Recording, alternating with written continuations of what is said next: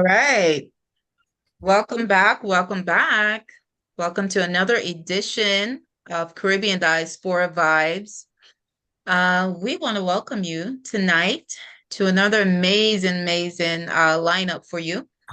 We are going to be talking about sickle cell disease tonight.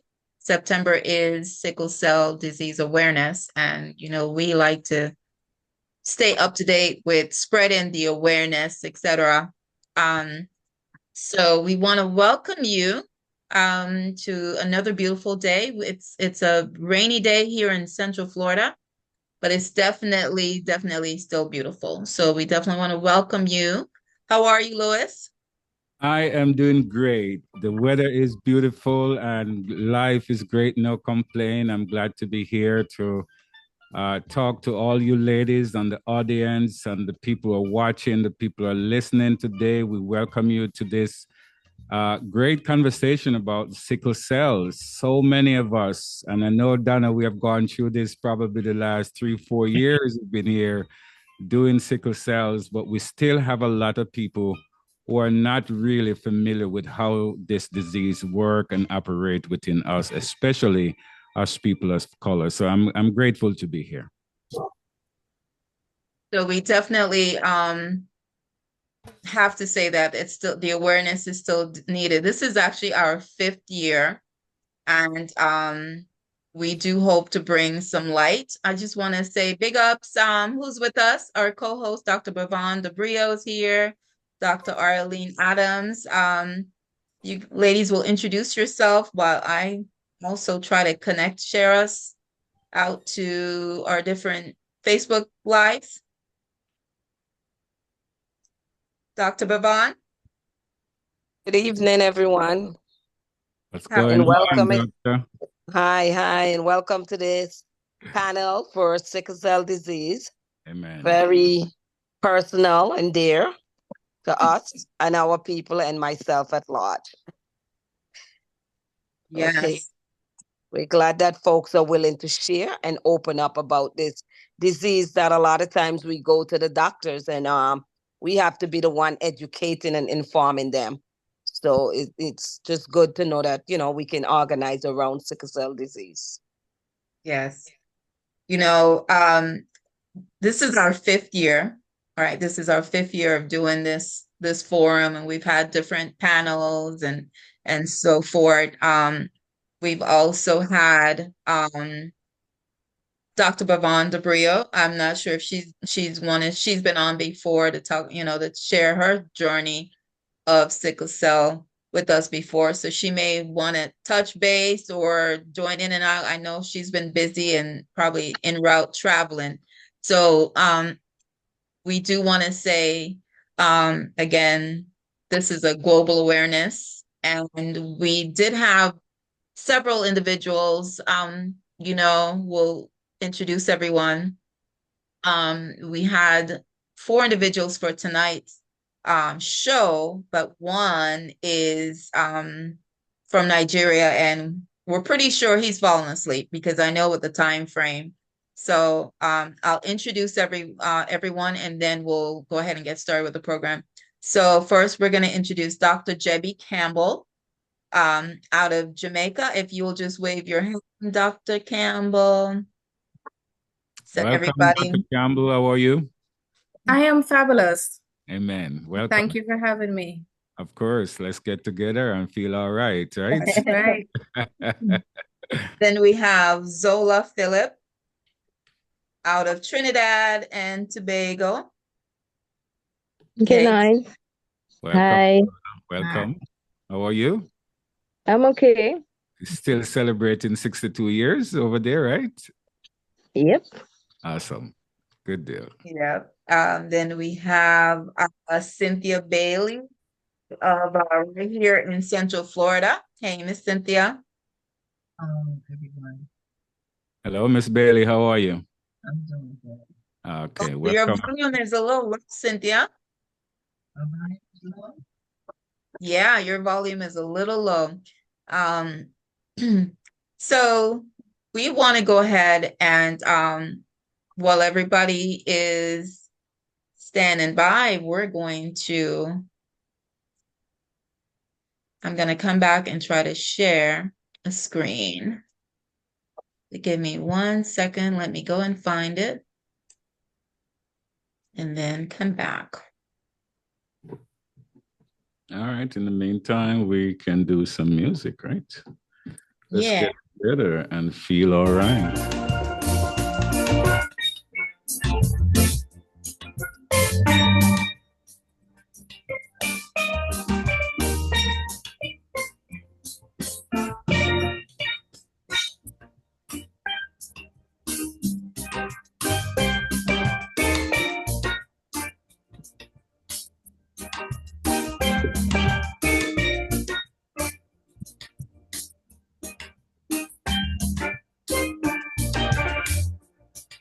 All right.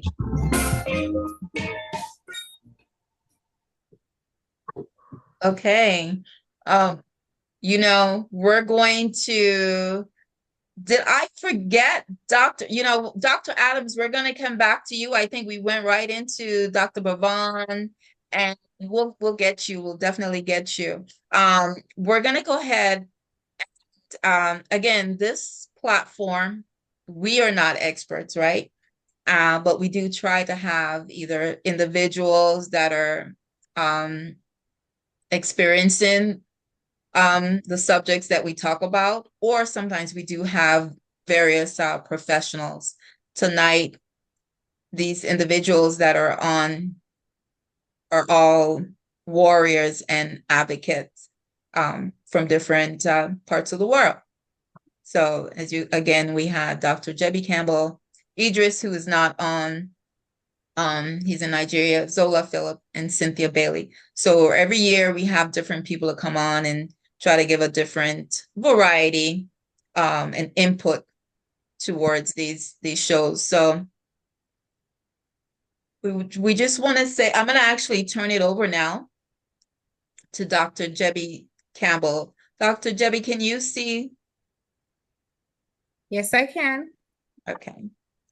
All right. So good evening again, everyone.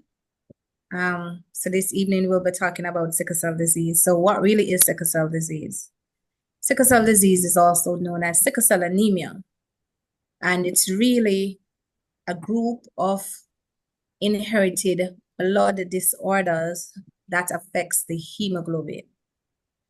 Now, the hemoglobin is a major protein that is found in our red blood cells, and our bodies are made up of 4 different types of blood cells. You have the white, the red, platelets, and plasma. For persons with sickle cell disease, the focus is really on the red blood cells.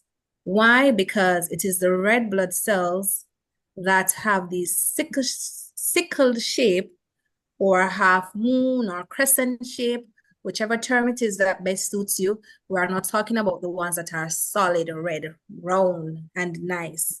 We're looking at the ones that have the half moon shape.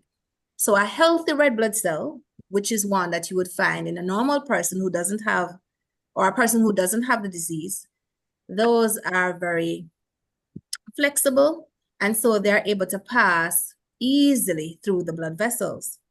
For persons like myself who has sickle cell disease, we have a mixture of the normal shape and the crescent shape. Now, with the crescent shape or the C-shaped blood cells,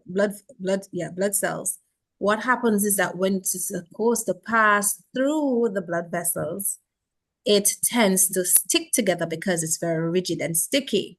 And so when that happens, it blocks the flow of blood going to the major organs in our body. And so the flow of oxygen and the flow of carbon dioxide is minimized.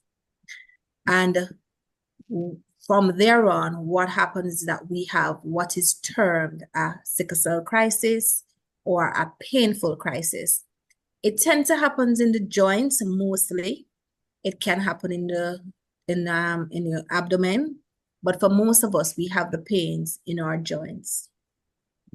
Now, whenever it is that we have a crisis, 9 out of 10 times we have to seek medical attention. because the pain is so debilitating that over-the-counter medications cannot assist. And for some persons, it has led to hospitalization. For others, it's just mere treatment and you tend to go home. One of the other things that I must point out regarding sickle cell disease is that it really affects persons who are generally of color. For persons who have, so persons who are of color. So here's the statistics. In the United States, between 90,000 to 100,000 of persons of color has the disease currently. And 1 out of every 365 African American children who are born in the United States have the disease. 1 out of 12 1 out of 12 children, have the trait. What do we mean by the trait? Or how do we make the distinction? A person with the trait is a child who would have inherited one of the abnormal hemoglobin from their parent. A person who has the disease is someone who would have inherited both abnormal gene, because it is something that is not contagious. It's done through genetics. And you have it via genetics. And so what would happen is that you would have inherited both sickle gene or the hemoglobin gene from your parent, and hence you have the disease. So if you look at the diagram to my left or to the left of the screen, you would see the parent with half being white, half being in green. When two persons come together who have the trait, there's a 25% chance that one of the child would not have the trait at all. There is a 50% chance that a child may carry the trait, and then may carry the trait, and then there is a 25% chance that a child having both parents who have the gene, a child may develop the disease. So in other words, it is always important for persons to get screening from early, so it is that you know exactly what your child or what the fetus, the hemoglobin disorder, if the child will have a hemoglobin disorder, once it is that screening is done from early, so you're able to detect when you meet your partners what the outcome of your child's health will be like. Now, as a red blood cell, the lifespan of a red blood cell varies between 90 to 120 days. However, for persons who have the sickle cell disease, or red blood cells live between 10 to 20 days. What does that mean? It means that we suffer from fatigue, we're easily tired, and so rest is often very critical to our well-being. Now, apart from resting, it is also important that we eat properly and take the necessary supplements. So for example, our folic acids, there must be a distinction though that must be made, that sometimes persons tend to think that having sickle cell disease means that you're anemic, which means that you have an iron deficiency, but that's not what it means. It means it has to do with your gene. The two genes coming together from the parent are one, and you having this blood disorder that causes various health complications. It doesn't mean that there's a deficiency in your blood count. All right. We can move to the other slide. Yes. Donna. All right. So, okay. So here it is on this slide. We look at, for someone with the trait, typically they have no health issues. Or if they do, it has nothing to do with the disease itself. But for persons who have the disease, there are various health complications that tends to arise. For example, we have problems with our eyes. You can have problems with your lungs. Sometimes we have spleen secretions. Sometimes we have bone fractions. Sometimes we have leg ulcers.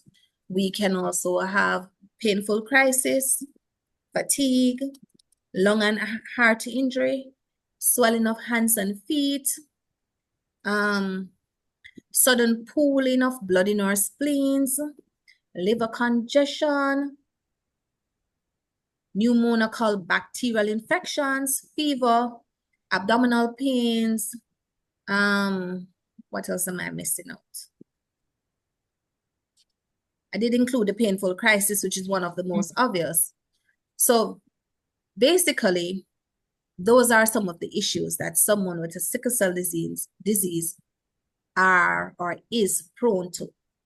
However, if it is that we try and practice a healthy lifestyle, try and do all the things that are in keeping with the doctor's orders, what it does is that it minimizes some of these complications, and it can allow us to live as long as 70, 80, because that is where the statistics is now, that you have persons who have the disease who are living up to 80 years old. One of the other things is that persons who have the disease should try and stay away from stressful conditions and stressful situations. So, and you must remove yourself from extreme hot or cold temperatures, emotional stress, minimize strenuous exercises, because what that does is that it puts a lot of pressure on the body. And again, if you are overly stressed, you are prone to having a painful crisis. One of the other things that we must look at is that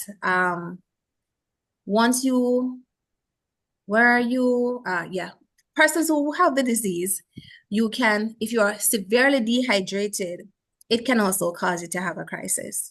And so it's important that you not only have a balanced diet, but you also try to keep hydrated as possible. Can we move to the other slide, please, Donna? Yes.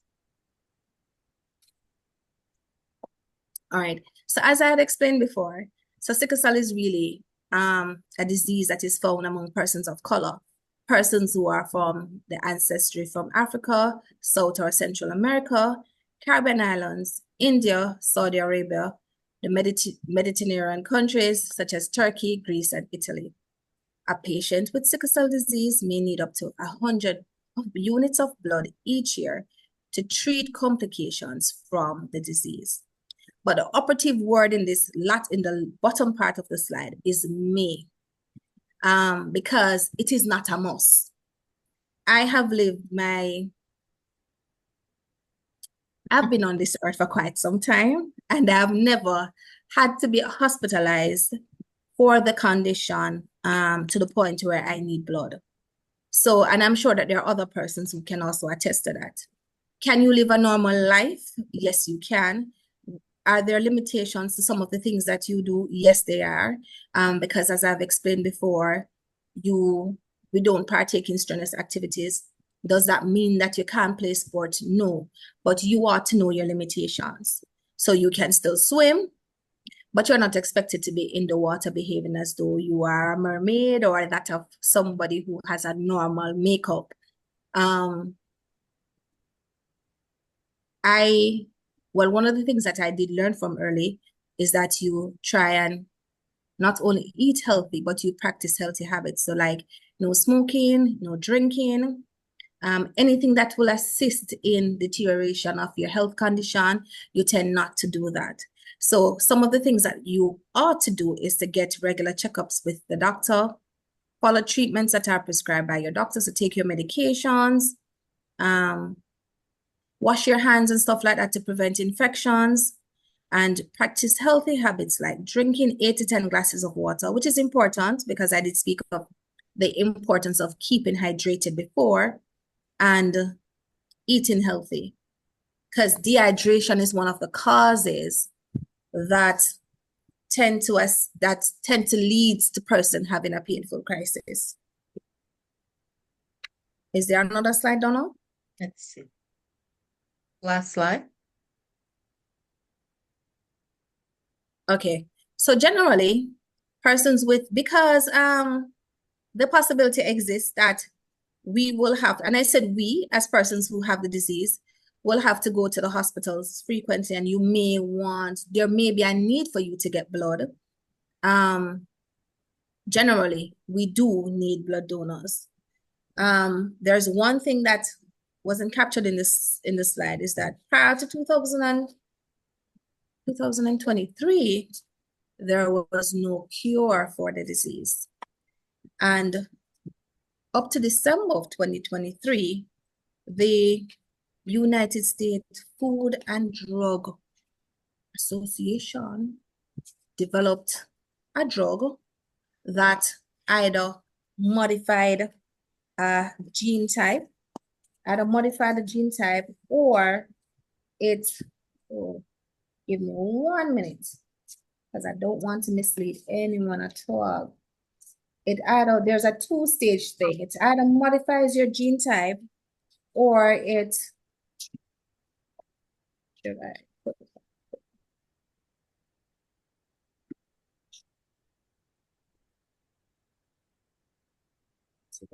Okay. One of the things that I do know, though, is that up to 2023, there has been a cure. So it's fairly new on the market. There is still hope to say exactly where that will take us. And is it easy for you to find out if it is that you have the disease? Yes, it is. It's very easy, because what is done is called a sickle cell prep. Dr. Jeff, did we lose you? We lost your video. We're not seeing you on camera. I don't know why. Let me see what happened. Oh, sorry. Sorry, my apologies. I don't know what happened just there. Right. So one of the things that, where was I? Yes. If it's easy for you to detect whether or not you have the disease. And I was saying, yes, it is done via a blood sampling. A sample of the blood is taken. It's called a sickle cell prep, where they test to see if it is that there is an abnormal hemoglobin S, if it's detected in the body. And it is quite a simple test, very easy to get done. And I do encourage persons to get screened to know whether or not they are carriers of the abnormal hemoglobin. All right. Thank you so much. We mentioned earlier, we wanted to give just a little history, right, of sickle cell disease, because a lot of people still are not aware. So we just kind of did that quick little slide just for informational purposes. I do want to, so we did recognize our individuals, our gentleman from Nigeria. I'm not sure. Idris, are you able to come on video to just say hello? So we know it's midnight in Nigeria right now, or past midnight, but okay, I'm with you. All right. Are you able to do camera or no? All right. Okay. It's just a little dark where you're at, but we give thanks that you're able to come on. I know it was very late, and since it's that late, we'll probably start with you just giving us a little bit who you are and just your journey with 5 minutes of telling us about your journey with sickle cell disease. Welcome, my brother. There you go. Okay, now you can see my face now. Yes, amen. So we welcome Idris Muhammad from Nigeria. Yes, you're welcome. Thank you so much. Idris, when were you are you able to stay on with us for the next 45 minutes or 30 minutes? Well, I guess we have 30 minutes. You're good? Okay. Yes, So okay. all right. So we wanted to open up to discussion. If Zola and Cynthia can come back on. There you go. Cynthia, we wanted to ask, and anyone that wants to participate also in the questions, when did you find out that you had sickle cell? We'll start with Dr. Jebi. Okay. Well, for me, what I was told is that my mother recognized that I had the disease at around 1+ going on to 2. Because what would happen is that at the time, that you're a toddler, just start learning to walk, basically, or your steps would have been, very, very young, right? So what would happen is that occasionally I'd be playing and then I'd stop crying of a pain in my leg. And I remember she telling me that there was on one occasion, she kept looking to find out if there was an injury, if, she knew that I didn't fell. She said I was right before her eyes, but she just couldn't understand why is it that I stopped crying for the leg, just showing her my foot, could hardly speak, pointing to the leg. And then when she took me to the doctor, they did the screening, and that is when she found out that I had the disease. Very young. Okay. Zola? Yes. How about you? When did you just give us a 1 minute of how did you find out that you had sickle cell?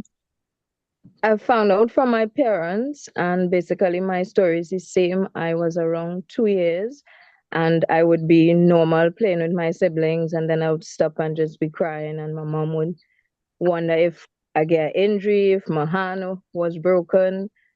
But when it came to finding out, it took us a while because back then in 1985 in Trinidad, living Toco and having to travel to Sandy Grande, everything was slower. So it took them a couple months to find out.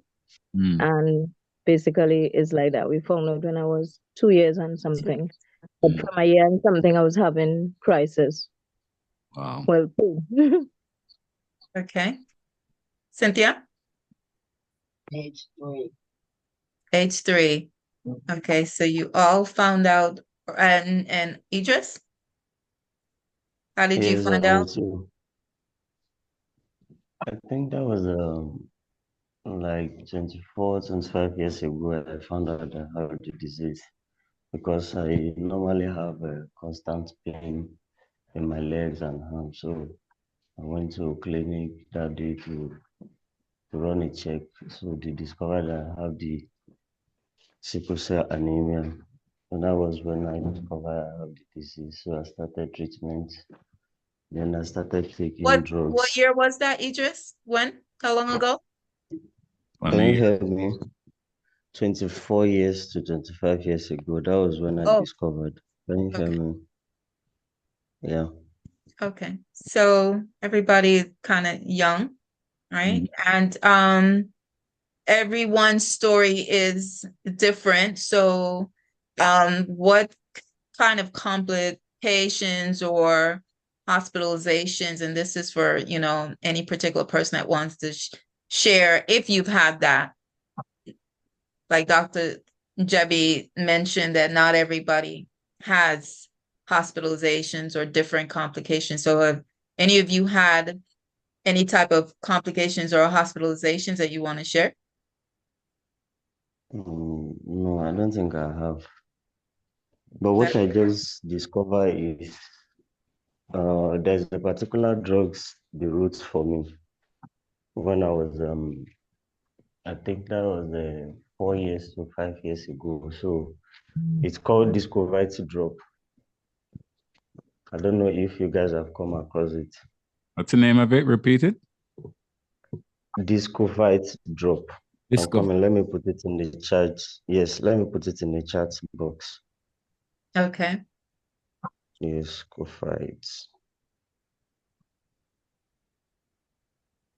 All right. So there's something to help with it. Yeah. And So, I notice, I'm sorry, go ahead, my brother. All right. The drug is a Discovite drug. When I find out what is in it, I discovered it has a thiosinate. I don't know if you come across that. I'm trying to check this. Okay. We can circle back while you're. Anyone else had any hospitalization or complications? Well, I have had a few. I've had a few. Where should I start? So I had to extract my gallbladder. So that was one surgery. My last issue, and it's somewhat still ongoing, is that I had sickle cell retinopathy. And so my retina was torn. I had to do 9 surgical procedures in order to get back to where I'm at now. Is it perfect? No, it isn't. I'm thankful. I'm grateful. What can I say? I still have my sight. Amen. So, Amen. God be the glory. Yes. I was going to ask also, because I noticed everyone seems to have early, the stage was in their legs and in their arm. Is that those are the only area that most of you feel it in your younger years, in the legs and the arms? Is that normal? No. Lois, Mm-hmm. because it travels in the blood and it's in it's going through your veins. Yes. So that is why the pains is in the legs and the arms. Predominant. Because of the flow of the blood, the platelets, and it changes its condition, it changes its shape. So it normally it would be like a pear going through, and then when you become sickle, it turns to a banana, and the shape now stops within that vein, so no oxygen is going through the body, and that is why the pains are felt in those areas. So like in the stomach and other places, would there be pain? Yes, but those pain would be, say your kidneys. That meant that you have had several blood transfusion, your iron levels are so high that it starts to eat out the kidney. Or like she mentioned earlier, the eye, that's a thing that you have to do annually, not just a regular eye exam, but we have to go and get it dilated and see all the way back to see whether or not that is creeping up on you. So those are some of the reason why you're feeling those pains. But yes, it affects the body, the whole body. The body is made up of blood, but the excruciation pains are usually throughout the veins. Pain, how do you manage that? Because we've heard a lot about the pain in our previous shows. While we have Dr. Bavon, for those of you that don't know, Dr. Bavon is also the co-host for Caribbean Diaspora Vibes. She's been traveling and vacationing and different things, so we're glad to have her back on. Dr. Bev, how do you say you manage your pain? Laughter is good for the soul. Okay. I have the pain. You know what? I get so used to the pain. It is not easy, but when I go into the hospital, just know to get out my way because I'm not a druggie. I don't like drugs. I don't like the medications. And they respect that a lot about me, that I'm not there every minute begging and knocking on the doors for meds. But I just learned to deal with the pains. I first of all, I believe in prevention. So rather than just saying I'm sitting waiting for pain, I dress properly in the weather. Well, I was living in New York. I had more frequency in the hospital. When I relocated to Florida, it's much better on the weather. Okay. But then you meet a different challenge because you're going to different doctors who tends to not know enough, and they will say, oh, you're anemic. Let me give you some blood. Let me give you some blood. And here it is now, you're getting too much iron in that body. So now you need to take X-Jade, New Jade, something to reduce that iron. That's where the kidney failures and all the other things come in, I was mentioning earlier. So the pain is eating right. Okay, that's some of the preventative measure of me handling my pain. Okay, and a lot of times the pain may hit me, Donna. I might be dancing, but you don't even know it. So Right. It's in the leg, a circulation, or I'm taking those long flights. I wear proper stockings, to support socks. And I will, you would see me put my hands up or my feet up. So if I'm doing a 5K walk, my fingers, because I'm hanging them down in the same position for that long, they start to get bigger, right? So you'll see me, I'm walking and I'm just holding my arms together, putting them in behind my back. I'm just letting that blood flow into a different direction. So I kind of, after all these years, I've learned how to prevent the pain more than rather having to deal with the management. And I found out I had sickle cell at the age of 8 in the island of Antigua. Wow. So education is key then for most of you guys who have this disease in order to manage it or evade it, as you said, Dr. Bevan, that is the key to really know about this disease, how it works and when it affects you and what's going on in the body. A lot of us don't get that education as colored folks. We don't. But if you have this disease, just like, of course, if you have diabetes like myself, you really need to know your body and what's going on when this thing is high, when it's low. I would think it's the same thing because I have to go through a lot of education, learning, looking up things for myself. Anything that I see about diabetics, I am right there. I look on it, I research it, and try to manage myself as a diabetic. I would think it's the same thing. Education would be key for you guys. Yes. And Dr. Bev should definitely share those tips on the prevention, right?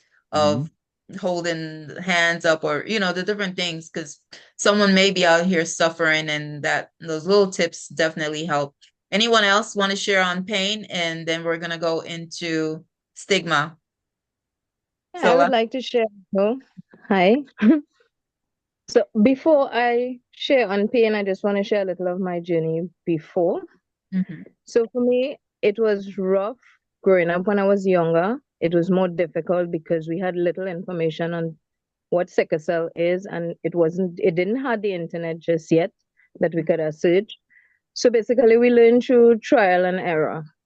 So I was hospitalized a lot in school, primary school, secondary school, it eased up a bit, but it was still difficult.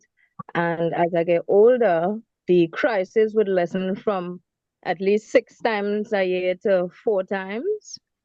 And in 2014, I was hospitalized for a regular crisis, and they placed an IV access in my left ankle because they couldn't get on my hand anyway or my neck.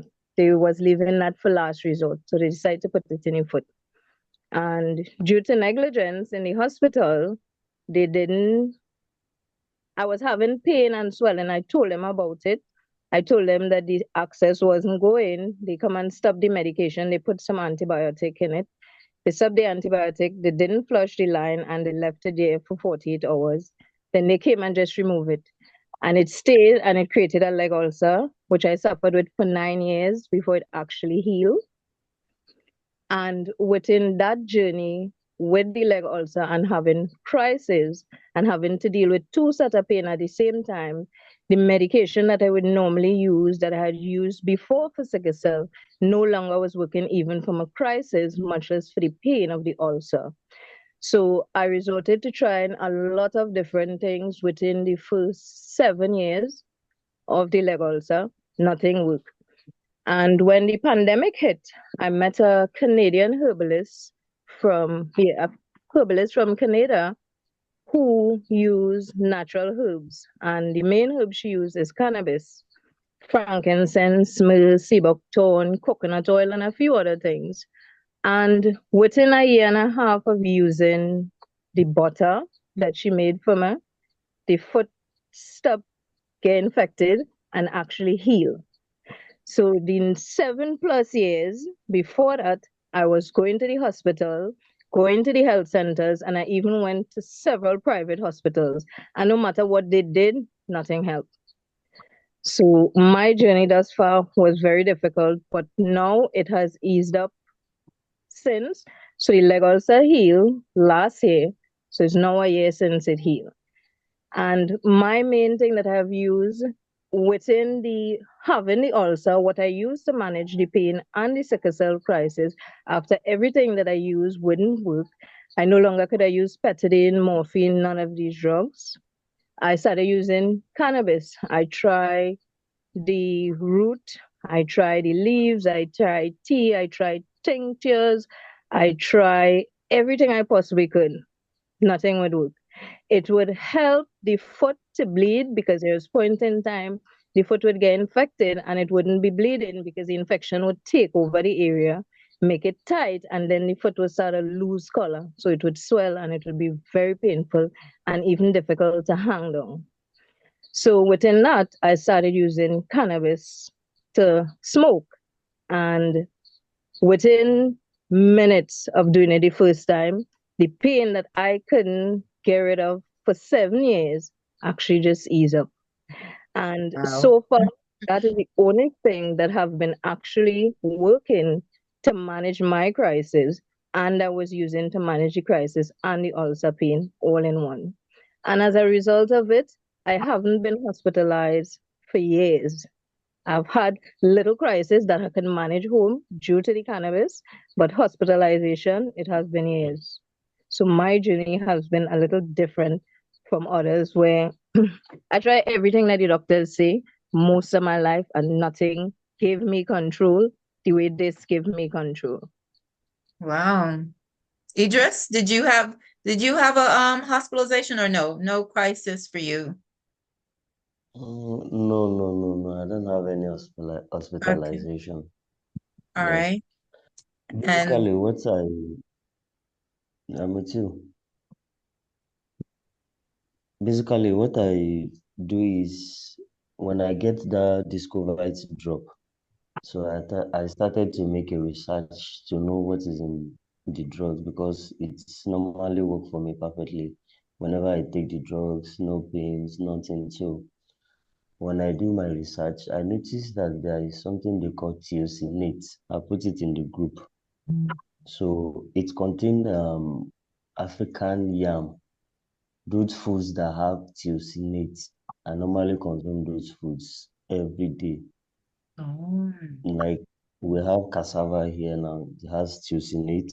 Then we also have yam, plantain, Mm-hmm. and what is it called again? Let me Okay, yam, plantain, cassava, and banana that has tiosinate. And those are the foods I normally take every day. So for now, I don't take any drugs except folic acid. Then sometimes if I stress myself out at the office, then I come back home to rest, take the paracetamol. Sometimes I'll take ibuprofen just to relieve the pains I have. And that's all. Mm-hmm. Sounds like some Caribbean menu, right? Cassava, yam. Have yam and banana. Yes, I'm plantain. Like, and what's the ingredient in all of this? Type, what's it called? TH. Tiosinate. Is in the group chat. Okay, You we'll can look at check the that. group chat. That's amazing. That's amazing. We'll have to research. Cynthia, how about you? Yeah. There are different types of sickle cell anemia. SS is the type that I have. There are sickle cell traits where people don't suffer as much. My children have the trait, which they both went into the military. They were called out of basic training so that they could be told that they were that they had the trait. They knew it, but their basic trainer was modified and they continued their training in the military. My daughter is in the Army and my son is in the Air Force. However, the trait that I have is SS, which I think is the worst kind. You do have to have blood transfusions, which I did from little baby way up until 2007. 2007, it was too many antibodies in my blood for them to match me to get a transfusion.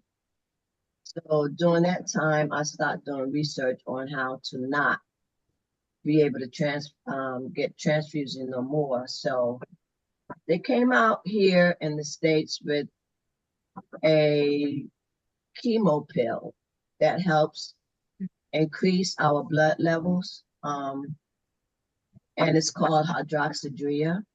I've been on that about 5 to 6 years now. Also, I learned that alkaline water helps. If you can get on an alkaline diet, that would help. I'm not on an alkaline diet. I still eat kind of regular. I do exercise, as you know, Donna. I am a soul mind dancer. Yes, I you are. dance all the time. Every time you see me on my Facebook, I'm dancing. I'm putting it on live, and I'm going to show the people that you can live with sickle cell anemia. So that's how I take care of myself. That's how I stay out of the hospital. The last time I was hospitalized, it was kind of my fault because sickle cell anemia equals a lot of infection. And so when COVID came out in 2020, the vaccine came out, and I was on the one where you take two vaccines. It starts with the M. What's the name? That's a Pfizer, Moderna, something. Moderna. I took the first shot. I was okay, but I caught a cold, and I was on antibiotics.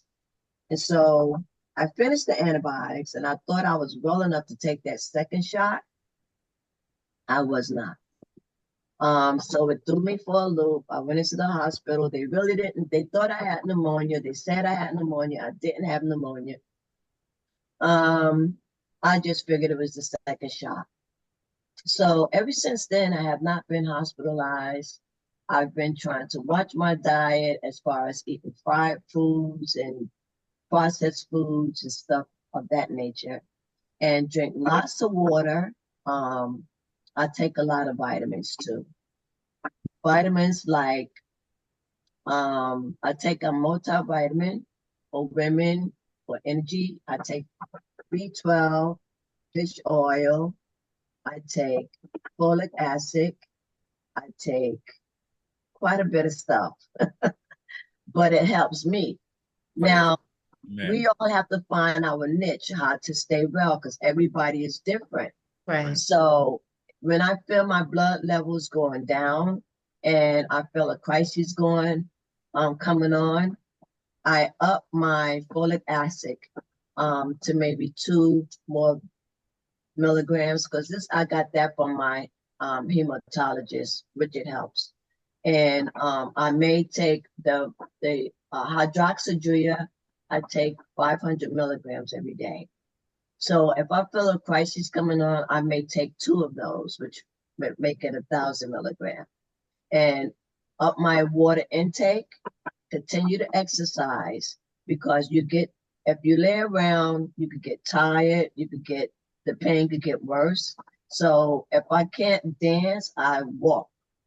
If I can't walk, I'm doing something, walking around my house if it's raining outside. So that's how I take care of myself. Wow. All right. I'm hearing water, a lot of water, right? I'm hearing for everyone is talking about the water and watching what we eat. So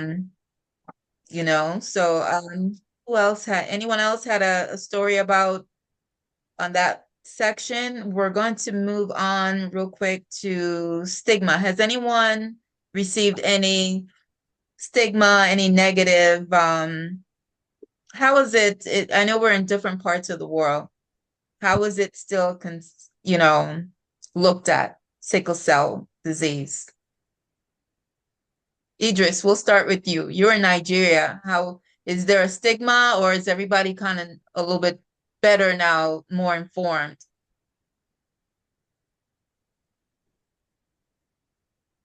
Yes, I'm with you. Can you hear me?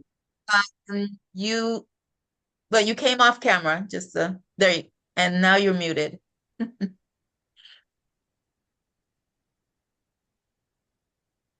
I will ask you to unmute to help you.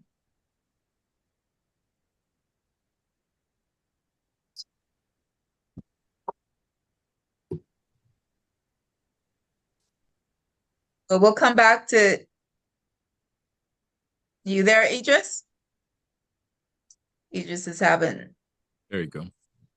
He's Maybe. on, but Okay. you're still muted.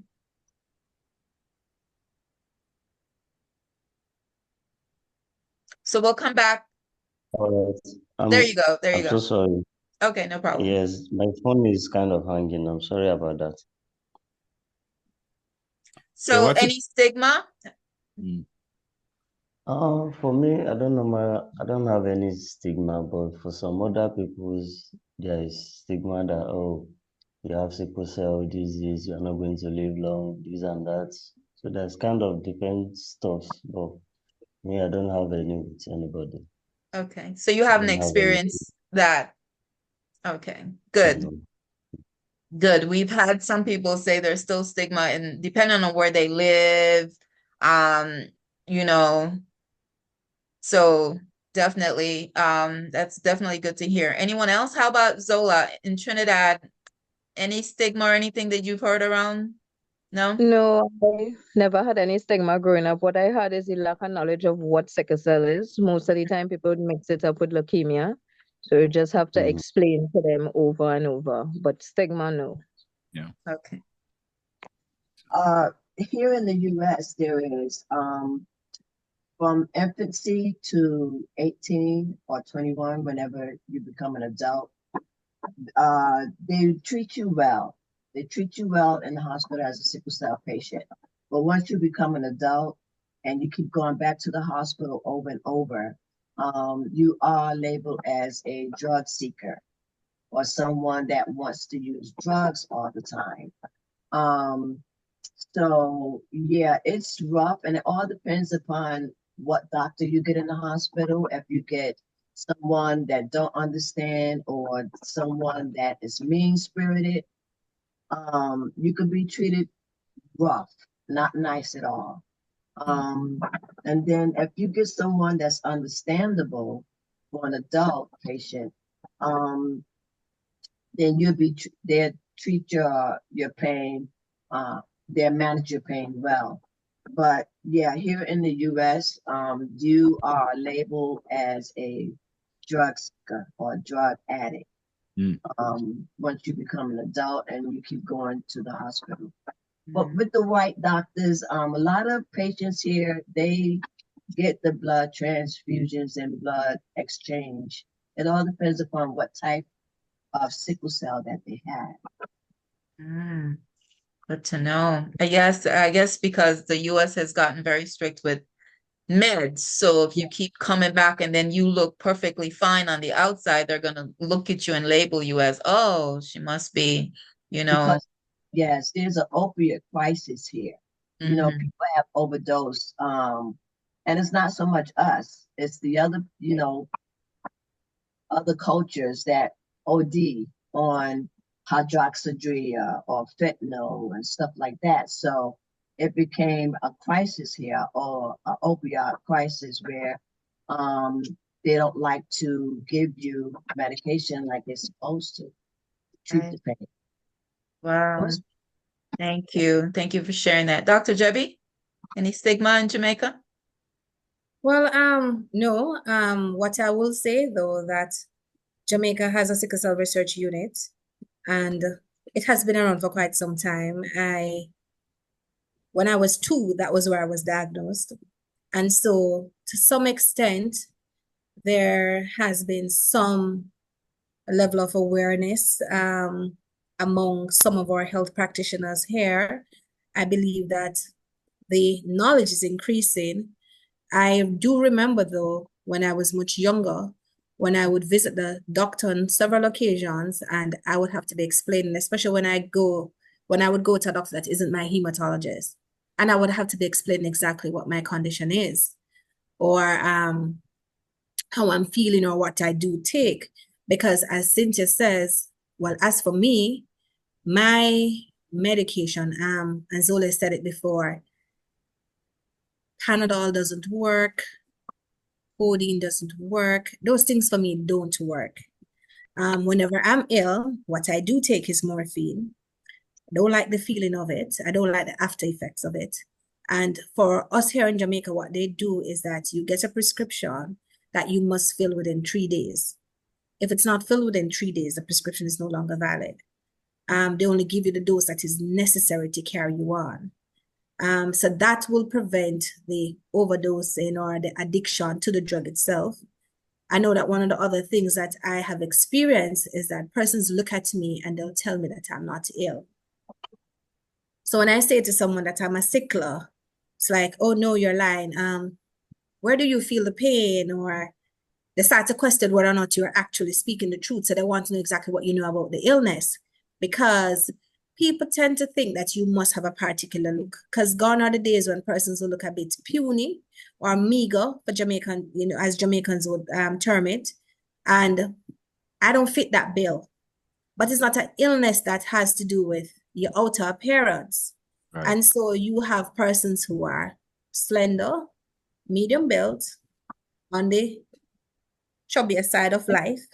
And we all have the condition, right? So that is one of the things that I would have experienced while growing up. But I've heard people talk about other things that they would have experienced. I have not experienced it. But one of the things that I want to speak of is that when you have the condition, what is important is support. Support is very, very important, because on those instances when you're feeling the pain, you're often at your weakest, and you still have to be pushing through.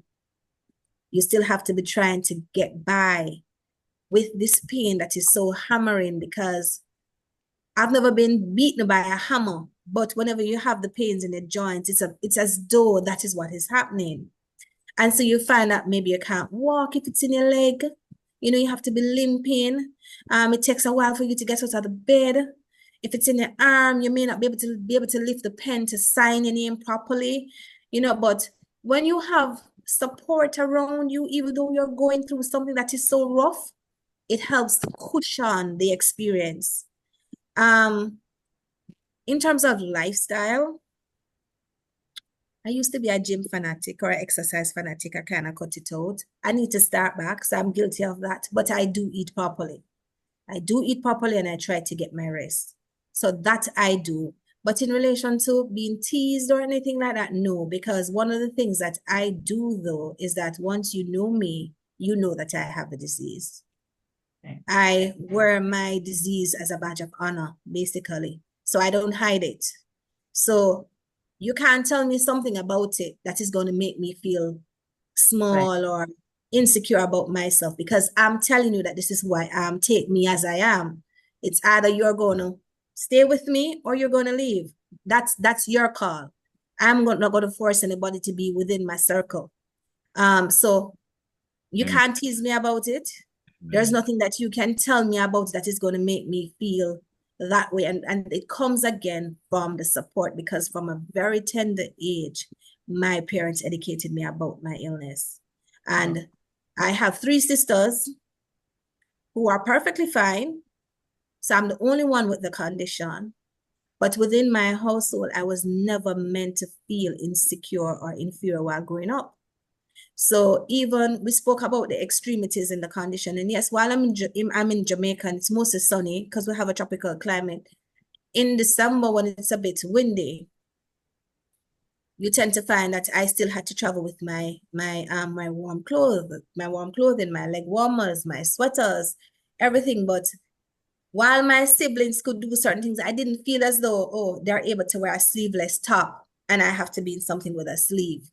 So it's how you're being brought up. I think that's one of the things. That is how parents can help their kids or their children in not feeling as though they're being stereotyped. From an early age, educate them. Educate them and allow them to feel comfortable within their skin. Awesome. If I might cut you there, Doctor, I have to head out. I want to thank all of you guys. We hope all our listeners out there learned something today, and all of us on the panel also learn from each other. God bless you guys. We'll catch up again. Have to run. We have another program coming up. It was a great discussion. Donna and Dr. Bevan and Dr. Adams, thank you all for being here as usual. Amen. We'll see you next week. We'll wrap up as Lewis checks out. Thank you. Lois has to jump off, but we'll finish up. We were just gonna go ahead and talk about it's still going live on Facebook at Caribbean American Diaspora and Caribbean Rhythms Radio Network on Facebook. So let's go right into so this disease interfered in your performance in schoolwork, social life? Has it in any one of you, has it interfered with pregnancy, anything like that? I had a hard time in school because of the crises.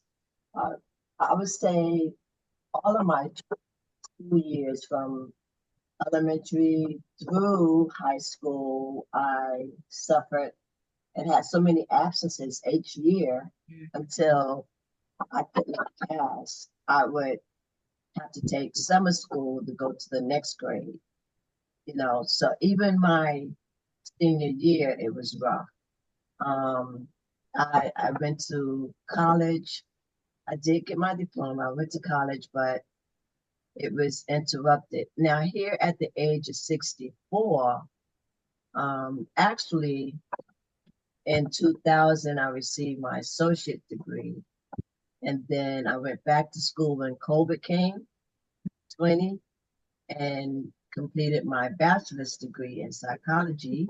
Amen. And then just here recently, July 12th, I finished my master's.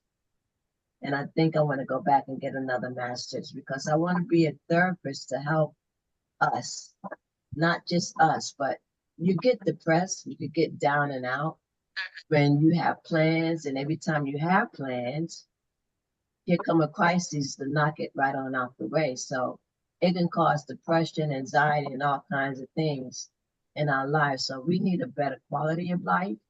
In order to have that, we need mental health to be, better. Yes. Thank you. Congratulations. What an accomplishment. Thank you. All right. Any comments? I think Zola, I know she wanted to share. I think she got, let me let her know we're still on to come back on. All right. So no interference. And so we'll talk about support system while Zola comes back. She wanted to share about pregnancy, and I think that's an important well, Dr. Bev, did you have any interference with school, work, social life? Little, like middle school, I was ill a lot and a lot of absences where I had to attend summer school, repeated a grade. There were times where I could not feed myself because of the joints. Those were my interferences. Doing pregnancies, none whatsoever. I got an A+ there. And throughout my other school career, I've been ill, but I never allowed it to get in my way. I guess, as Miss Dr. Campbell mentioned, is the self-esteem that you bring with it, the upbringing, the way you feel about things. You never looked at it as the downside. I looked at it as the perseverance side. I gotta do. Well, if Sue can do, I can too. It was that way. I'm not good. And I like to say, Sickle Cell didn't take me out. Nothing else will. So it's kind of that drive that keeps me going. So even though I'm in pain, I am still going. Yes. And she's a big supporter throughout the Central Florida. So, Zola, did you have any interference or anything, complications with pregnancy or anything like that? You're muted. Hi. With my first son, it was a bit difficult within the 4th month of pregnancy.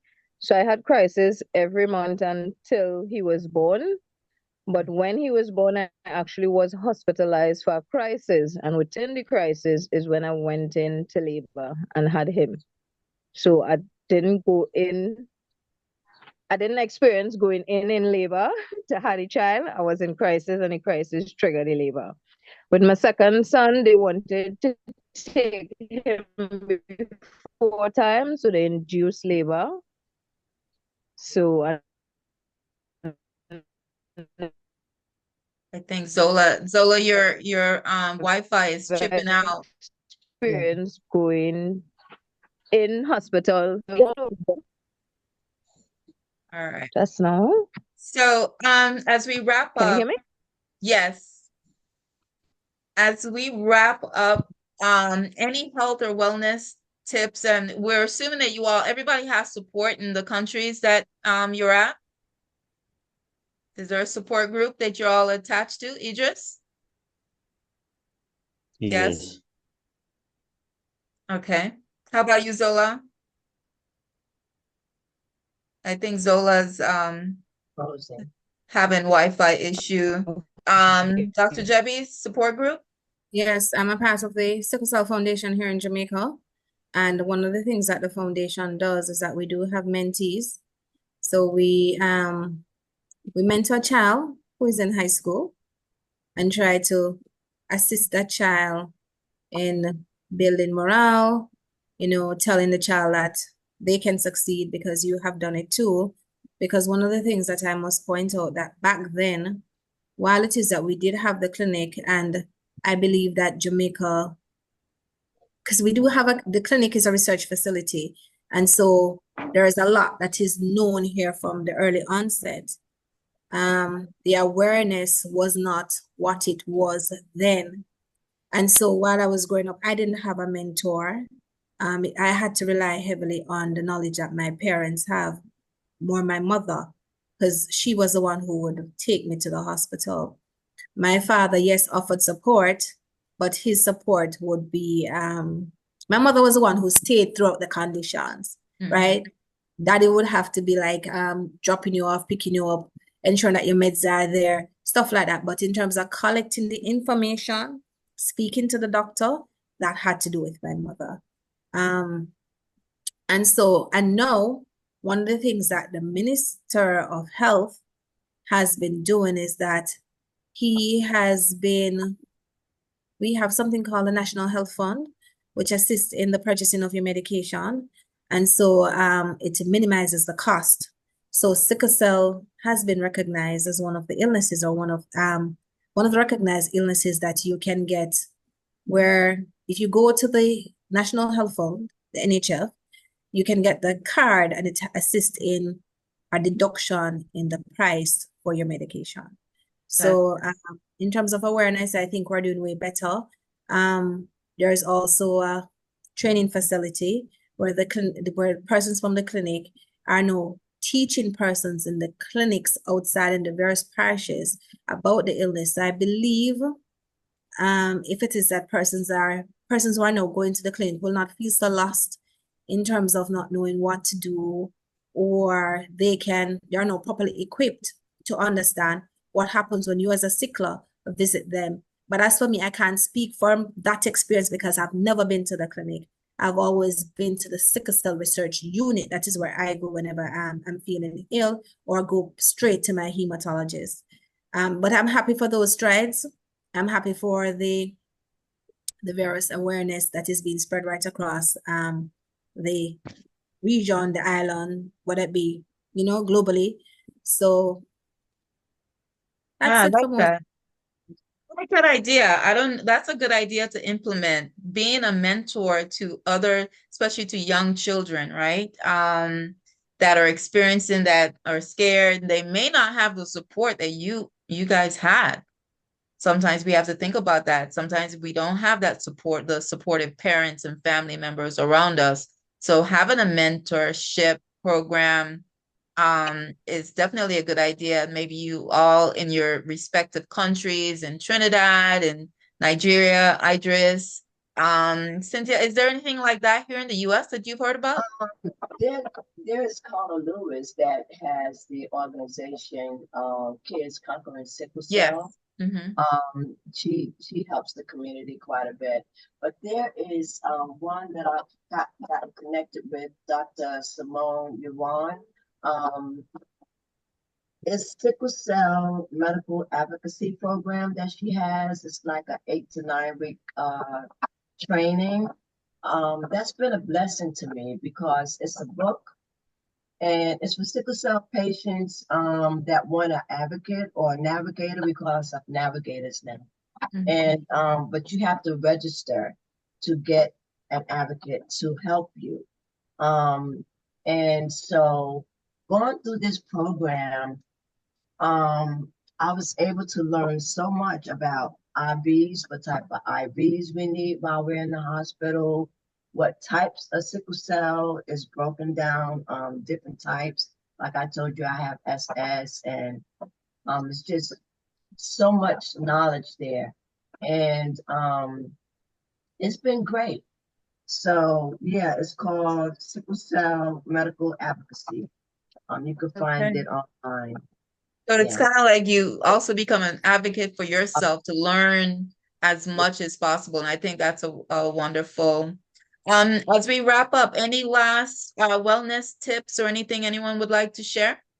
There's also the Sickle Cell Tri-County, which includes Seminole County, Osceola, and Orange County. And we organize in Orange County. We have events different times of the year in different other counties. And we have an annual Sickle Cell Walk, which is in September this month. It will be on September 14th at 8 a.m. Registration is from 8 to 9. The walk starts at 9, and that is in Eagle Nest Park.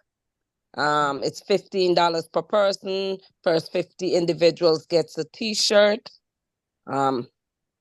Wonderful. So that's what's done here in Orlando. They have monthly meetings, etc. All right. So, okay. So everybody's doing different things, mentorship, walks, keeping that support going. So that's definitely good. Last words, Dr. Jebi, last words, last comments?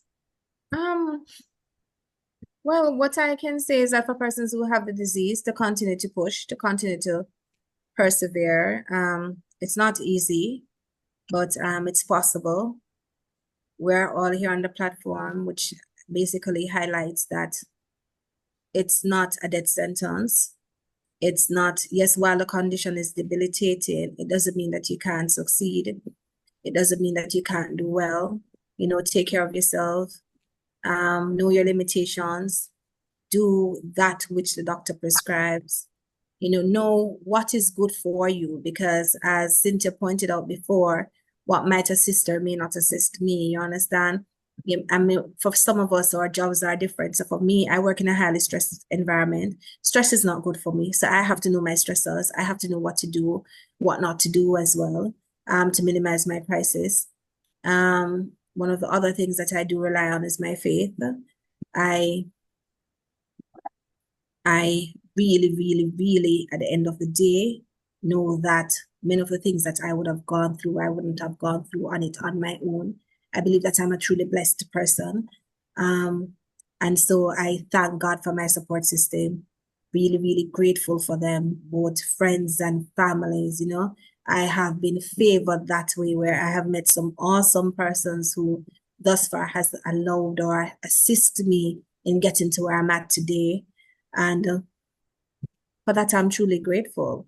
And so once again, I thank you for the opportunity to share my journey and to also to empower the 9-year-old or the 10-year-old who'll be watching this video at some point in time, thinking that, you know, it's not possible to get to the top, because I've heard so many painful stories where persons have just not succeeded because of the pain, and they have given up ever so often. And I know you're closing, but I remember there was a time when I went to the clinic, and there was a young man who lived in my community. I would often walk past his house when I was going to high school. And I had no idea that he had a condition until one day I went to the doctor and I met him there. He had issues with his hip, and he had, you know, he walked with crutches. And I remember when I sat beside him and he says, what you doing up here? And, you know, I was telling him that I'm a sickler, and he says, no, you don't have the look. As I said before, it's not a disease that has anything to do with look. And while exchanging words with him, what touched me most is that he said to me, I am in so much pain on a daily basis. When I go to my bed, I pray that I die. To this blessed day, it's over 10 years ago. It's something that still hits me whenever I speak about it. But one of the things I think for him is that he didn't have support. He didn't have support. Knowledge was limited. The stigma, I think, that surrounded it, with his friends and stuff like that. And I guess maybe more so because he's male. He's a male, or was a male, I should say. So I'm just happy for the education that surrounds the condition, that persons can understand that, look here, I can glow with it. I have been glowing even in my most desperate and dark times. Yes, you have dark moments, but with God all things are possible. Amen. Thank you. Last words, Idris, because I know it's after 1 in your country, Nigeria. Yes. Last comments? No, I don't have any comments for now. Okay. Well, we thank you. Thank you for joining and hanging out. I hope you can go back to sleep when we get off. Cynthia, last words. I agree with Dr. Campbell about the faith. My faith in God has brought me places, and my determination, not giving up, stay away from toxicity, stay positive, stay optimistic, drink lots of water, take your vitamins, exercise, and just be happy and know that you can. We can do everything. I see Sickle Cell Warriors as doctors, lawyers, nurses, rappers, entertainers, therapists. We can do it all. You can. Yes, amen. Zola, last words. Yes, I would like to add a little. What I would say to anyone looking at this who suffers with sickle cell anemia, well, I suffered sickle cell SS as well. I would say trust how you feel more than what the doctors tell you. Because I know for the other individuals, their journey with the doctor, the hospital, was good, but mine wasn't that way. That I did all these drugs and they didn't work for me at all, at all, at all. It would make my crisis worse. And I would try to explain that to them, and they would try to tell me that not happening to me. And what I come to realize over the years by finding out about family members who also have sickle cell in my adult years, I found out this because my journey was solo. I had my parents and I had siblings, but it was, I'm in crisis, take me to the hospital. If I'm hospitalized, I'm there for days. I see them every other day. When I come home, that part of my life and my reality cease to exist. There's no conversation about it, nothing. So that part of my life was separate. So though I had family, my journey, everything was up to me to find out. And I realized a lot of the time, because sickle cell is something that is a worldwide disease, mainly in Africans, it have like they're trying to put in a box to tell you these are the drugs that you're supposed to use and this is what's supposed to happen. But I want individuals to know that you know your body more than anybody, and nobody could tell you what is working for you and what is not working for you, regardless of what they are taught. So sickle cell affects us individually, even though it is the same disease. And we need to be aware of that. We need to trust ourselves, because our body always tells us what we need to know and when we are going to have a crisis, unless you wake up in a crisis. So trust yourself. And as much as the doctors may be educated on the disease, the fact that you experiencing it and your body is different from everybody else's body, you should have a say as to what treatments work for you and what doesn't work for you. All right, amen. Thank you. Dr. Bev, last words, and then Dr. Arlene, last words as we wrap up. I was just gonna say, thanks everyone. Information was Very important, very informative, and I'm hoping and I'm quite sure that someone will make use of this. Is there, I was gonna turn it over to ask Arlene or Beverly if they had any last words. I just want to say I admire our warriors. You know, each year, Donna, the different faces, same diagnosis, but the coping strategies, you know, the education that they have about the disease and the pathology and the self-care. I like the faith, the endurance, the perseverance, and the quality of life. I just want to say you look well. It's a journey, but I know you are persevering with God. And thank you so much. Thank you, Dr. Jebby Campbell. I'm proud of Jamaica. Many years ago, we had at our hospital, we had these doctors came from Jamaica to educate us in New York about, you know, why the young people with sickle cell do very well there in comparison with ours in New York, that they always live in the hospital. They rarely go home. And you talk about the look, they have the look. And they're so drugged out because, well, the support is not there, you know. There's no support at home, I think. And so they just live in the hospital. It's like wasting away. I don't see much on their part, you know, like getting their education done or, you know, being a part of something that is good. So one of these days I'll visit Jamaica and go to the Sickle Cell Foundation and just applaud them for the great job. And thank you, all our sisters, warriors, for sharing that important information, putting a face to this disease and encouraging and empowering others that they too can make it. It's a journey with God on their side. Stay well, stay blessed, and keep on doing what you're doing. Awesome work. Thank you. Thank you. Beverly, last words? All right. Beverly may not be close to her. Yeah, There you are.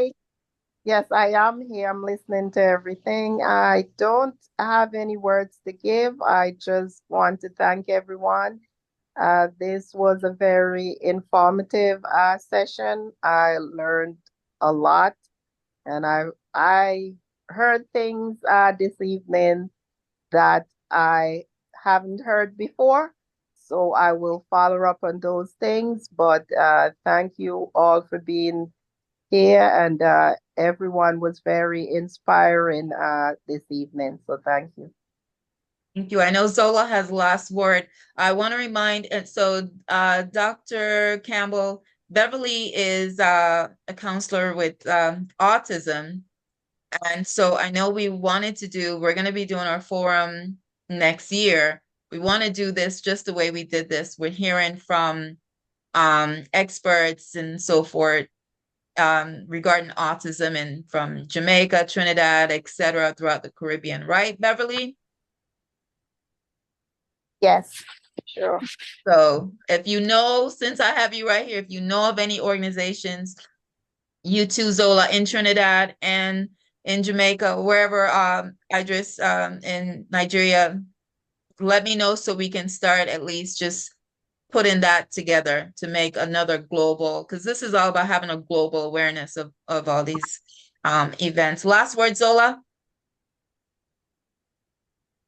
Yes, my last word is I would say to everyone out there who has sickle cell or who's supporting someone that has sickle cell, I would advocate mainly for the natural way because on my journey, it is the only thing that has proven to last. And there's two people that I want to recommend that people look up, and that is Dr. Sebi because he has cured people with sickle cell, helped them reverse the illness.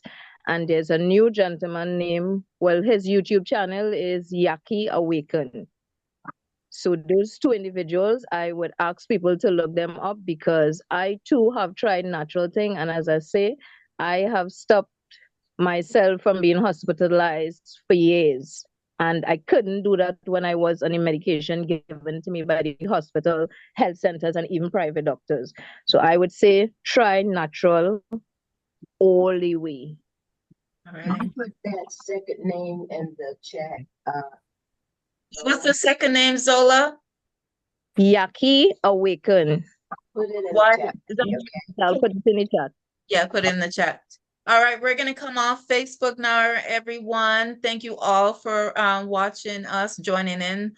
Hopefully, I'm sure you're gonna learn something, be informed in some way about sickle cell disease. We thank you. Next week, we'll be discussing suicide prevention awareness with 2 local professionals here in Central Florida. So with that, we'll say goodnight, Facebook. We're gonna log off. Thank you, everyone.